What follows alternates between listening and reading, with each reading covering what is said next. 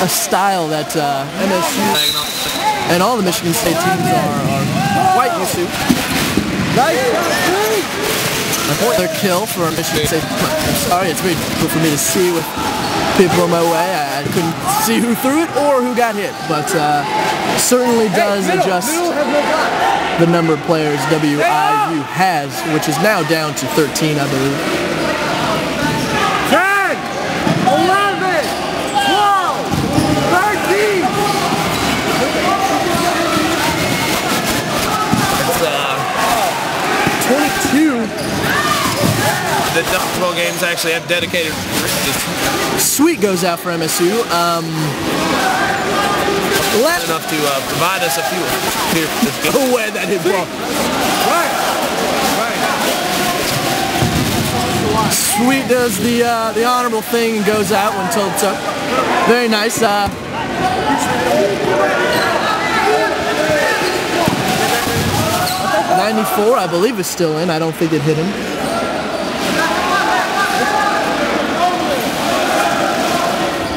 Little neutral zone action here right now. 11, making a time throw, MSU. A nice solid block for number 27. Which is Cameron. Trying desperately to keep balls in play. Ooh, a nice dodge for number 8.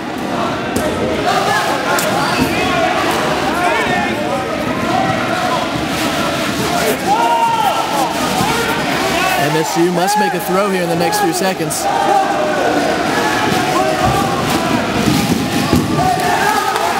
23 from WIU going out there. Hey! You guys only have 2. You guys only have 2. 10, 11, 12, 13. Number 72. Put the back middle. MSU doing the nice thing, giving the ball back. You can't, if you just got out, you can't kick the ball back to your team. It's a little bit unfair. Visiting player. But throw into the backcourt. Unfortunately, MSU does a fantastic job of making sure the balls don't ricochet back to the other side, which is a huge advantage that needs to be taken advantage of for Western Illinois. Diedrich with another non-grippy throw, presumably only to make sure the time clock does not go down to, well, up to 15 or down to 0, whichever way the time is being counted. Diedrich from the other side making a solid throw. Number 52 with a nice block. Mike Young's good guy. I met him before the game.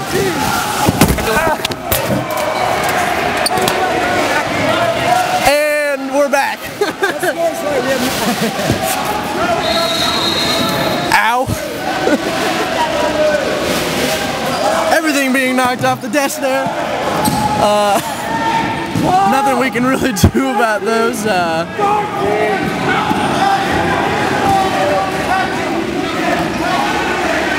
Let's see. As I recollect myself, nearly having died.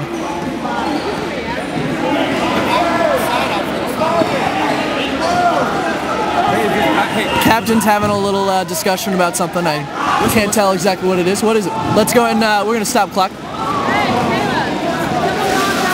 Kill clock. Banks on the front. What's the issue? Basically picks up.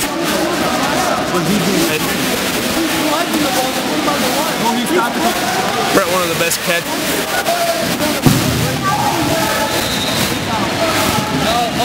That's exactly why Brett Jared Silverthorne back in.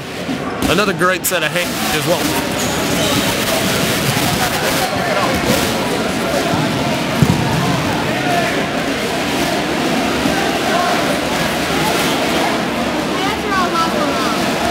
For this half.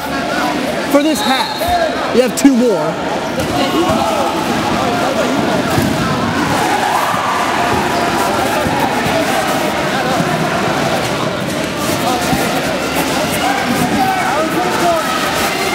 we're having a little bit of a discussion about putting balls back in order, back on the court, which is essential to keeping the play going. Here at the national tournament, you cannot step out of bounds for any reason. Well, you will have to wait for your Rally's burger. Don't get mad at me.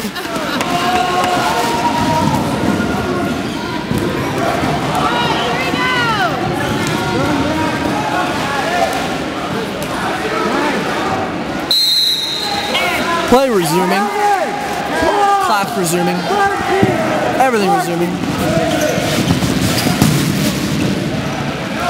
A nice solid throw from Diedrich.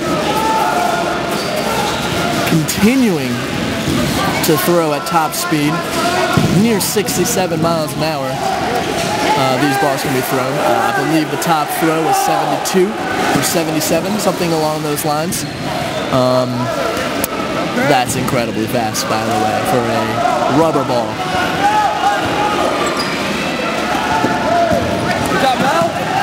Number 5 with a throw being caught.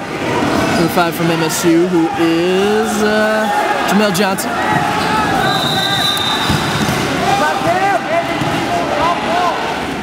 Western Illinois is doing a good job of coming back into this game right now. They are they're evening out the score, the numbers, and the play is just slowed down tremendously. Unfortunately, I think MSU can hold this off. There's only 6 minutes and 31 seconds left in this half. It's going to be very difficult for them to get this entire point. WIU must be more aggressive than this in order to finish this point out.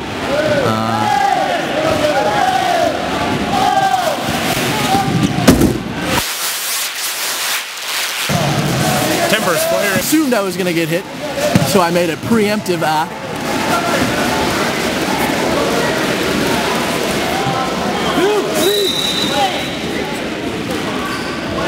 rather scary being at the commentator's stance.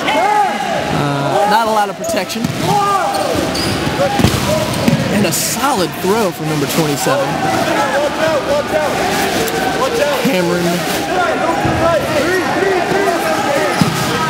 I've butchered Cameron's name every time, so I'm just going to stick with Cameron right now.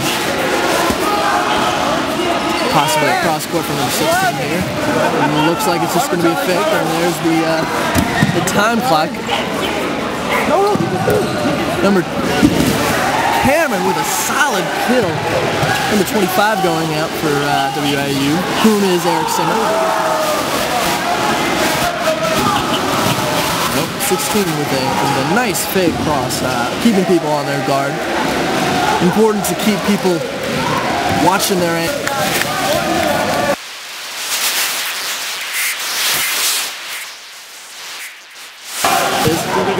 A nice solid throw from Cameron. Cameron's on a roll here, number 5 going out.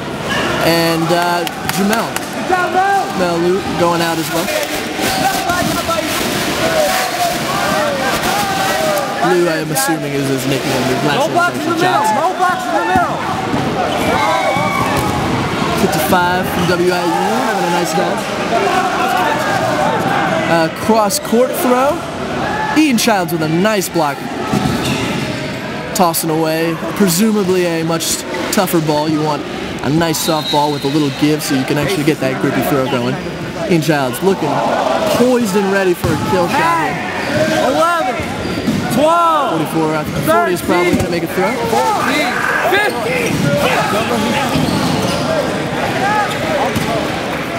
15. 40 with a nice block. Ian Childs ready and waiting. Nope.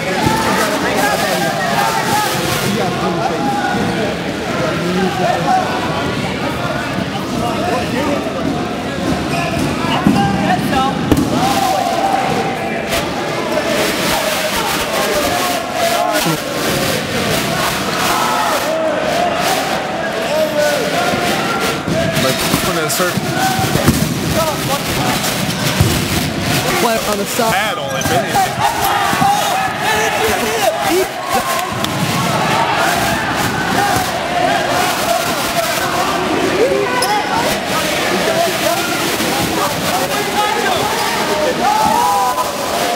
A bit of have a scuffle going on with the referee here.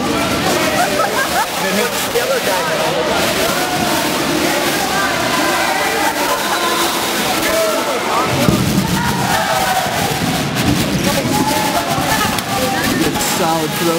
It's it. Almost away. Put on the flag.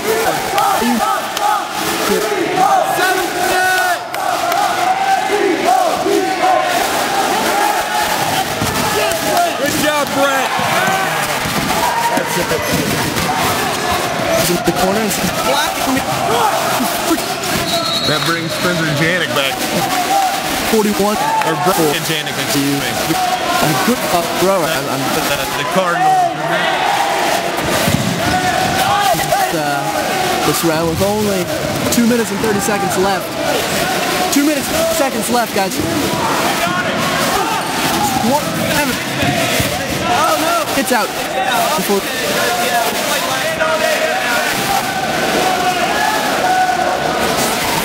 That stage.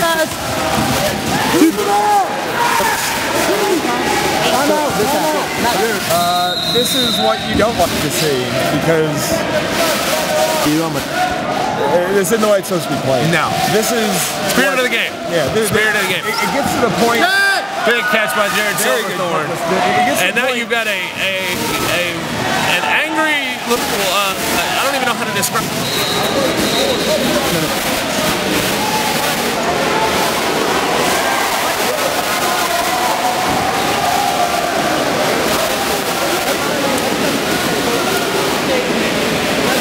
Yeah, it's going to get really nasty here. It is.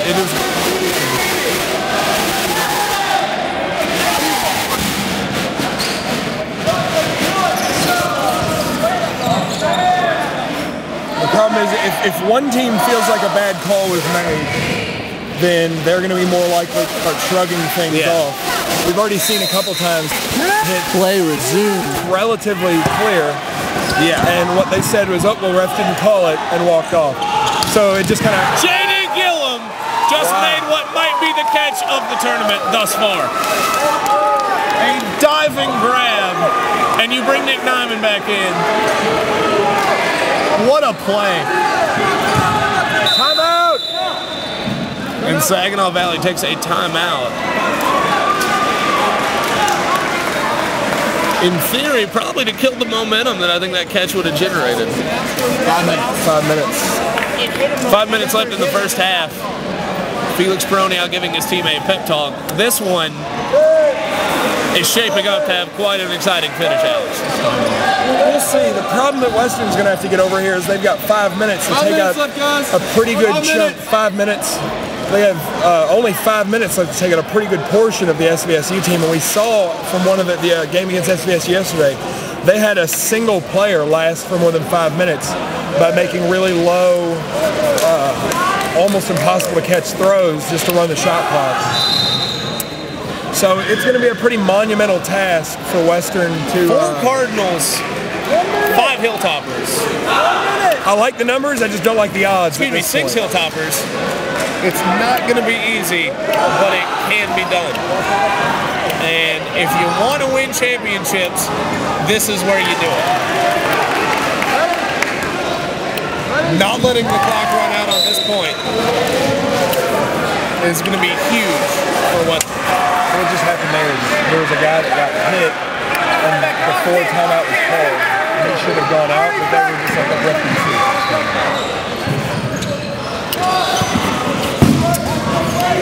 Yeah, if the second half today is even half as stressful as the game yesterday, we could see some pretty significant tempers flaring.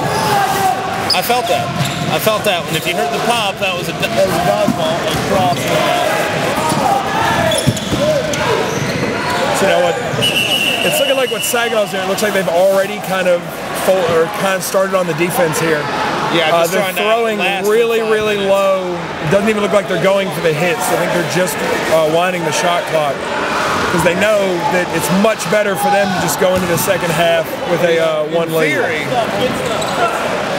In theory, you're supposed to throw a playable ball. And so if you can determine that a ball, that was catchable. That one was catchable. Yeah, I definitely agree with that. But if you're putting the ball right on the ground and it's dropping, and it's hitting the ground 10 feet in front of somebody, that's not a playable ball. No, and that's kind of the big problem is a lot of it is just ref's discretion. If the ref decides it was a good enough throw to count, to reset the clock, then so be it. The problem is it's generally the refs are not the ones keeping the 15 count. So it's almost up to the counters to decide. See, like that, I think that was a questionable throw. Yeah. But again, there's no cut and dry.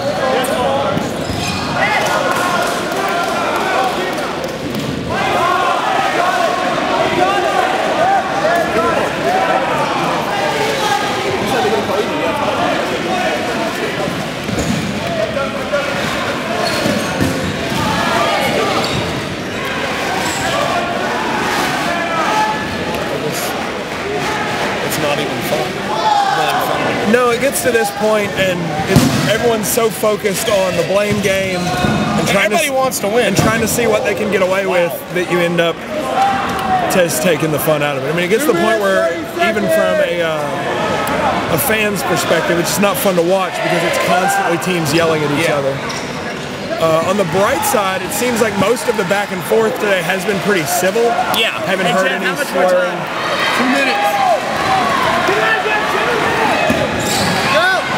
Silverthorne taken out by a really good throw. Tried for the catch, couldn't get there in time. You're about to see the Hilltoppers turn on the offense here. The Hilltoppers can crank up the offense. It's the one thing that they cannot do. They cannot lose this point. No.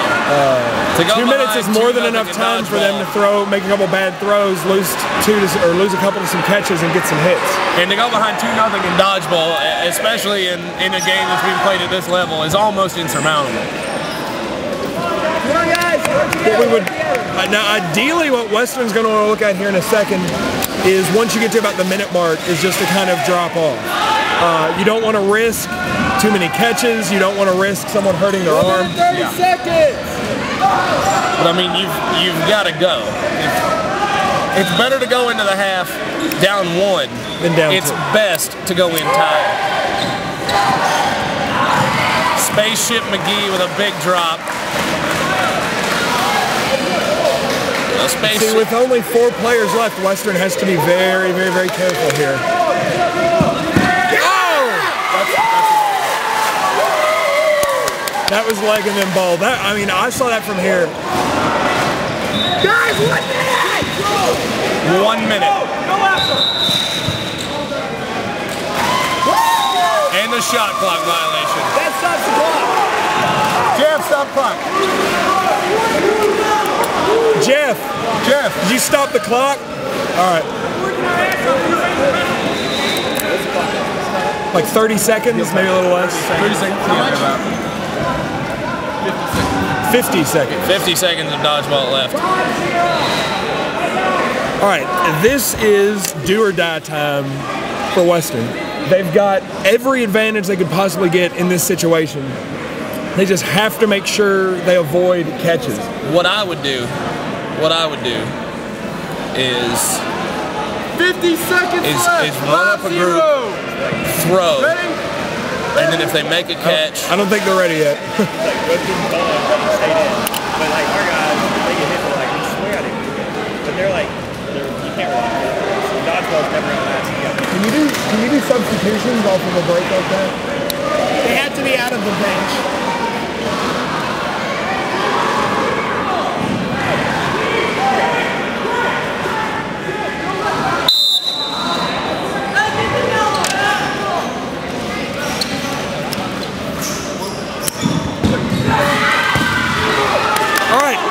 Saginaw with only 1 player in, just a few seconds left.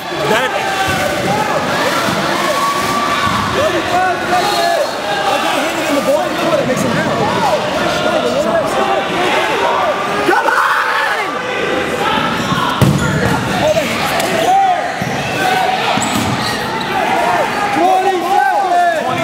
20 seconds.